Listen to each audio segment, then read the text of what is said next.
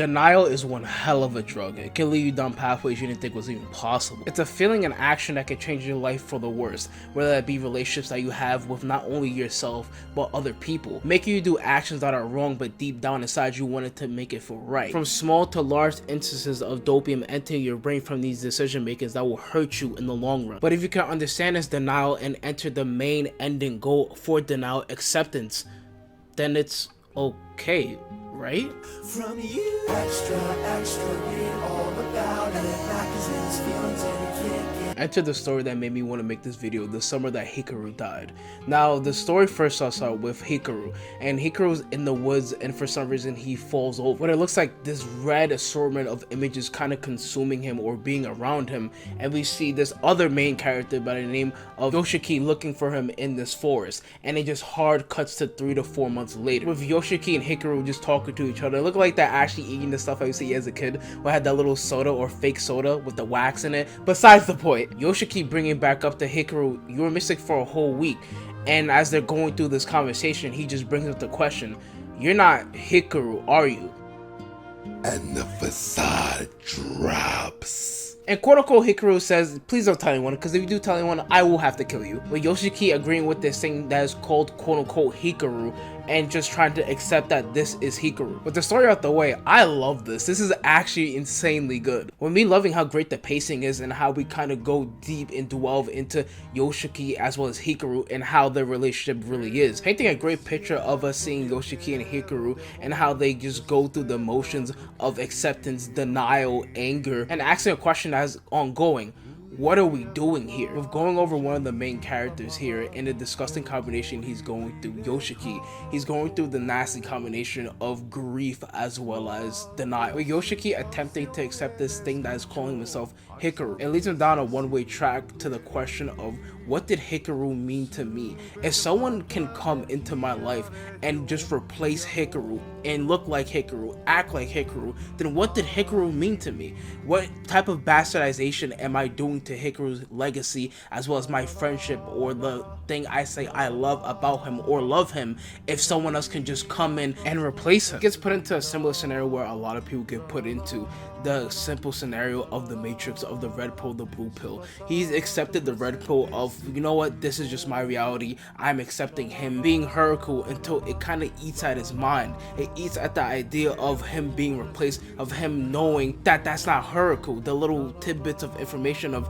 hey, Haruko doesn't kind of do that, or hey, this is a little bit different.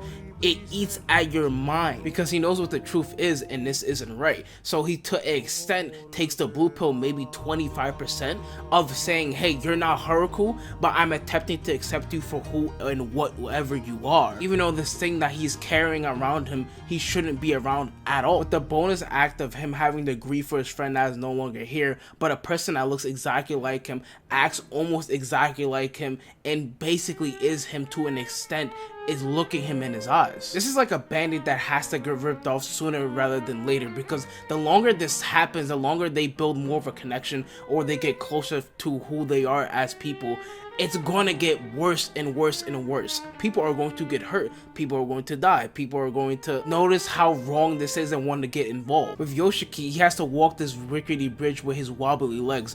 But the thing I can promise him is if he does this, if he makes it to the other side, he will learn how to stand tall. And that goes to anybody and everything that you have going on in your life, whether it be school, whether it be work, whether it be trying to achieve your dreams and goals. If anyone's going to say it to you, I'll say it to you right now. I believe in you. If you can get to that other side, then you can fucking do anything. No matter how bad and hard it gets, you have to move forward. You have to go on to the next thing. You have people that appreciate and love you, and if they don't, if you don't have that, then there will be people out there that you can establish relationships and goals out there waiting for you, I promise you. Then there's quote-unquote Hikaru.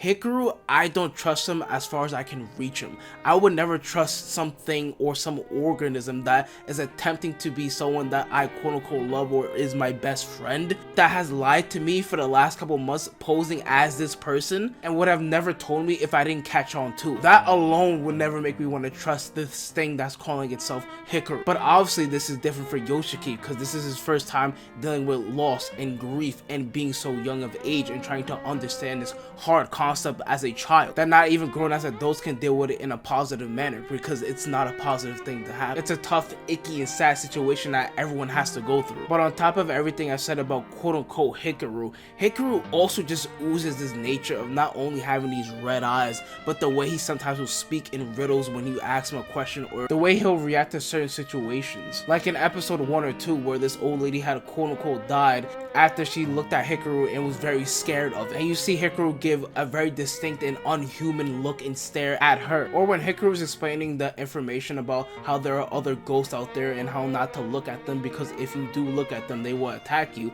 It feels like he's giving out information, holding things back, and he knows what he's doing. He's doing it all with a smile on his face. Like a child that you know is bad, but their mother just keeps giving them unconditional love and no punishment whatsoever. Now, is there some truth when it comes to this quote-unquote new Hikaru? I do believe so. I do think he has that feeling of wanting to be with Yoshiki and not wanting to harm him, probably to a certain extent, or maybe until he gets to whatever his plan may be.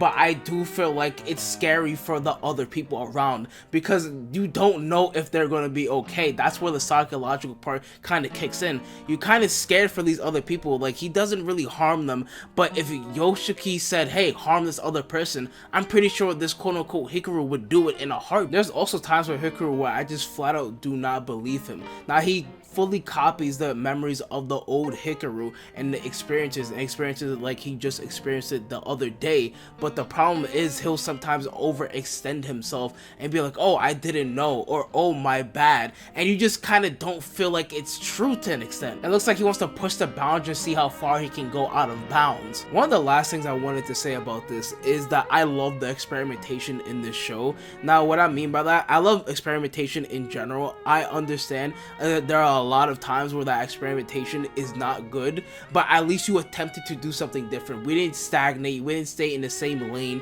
even though we know this will be good to do.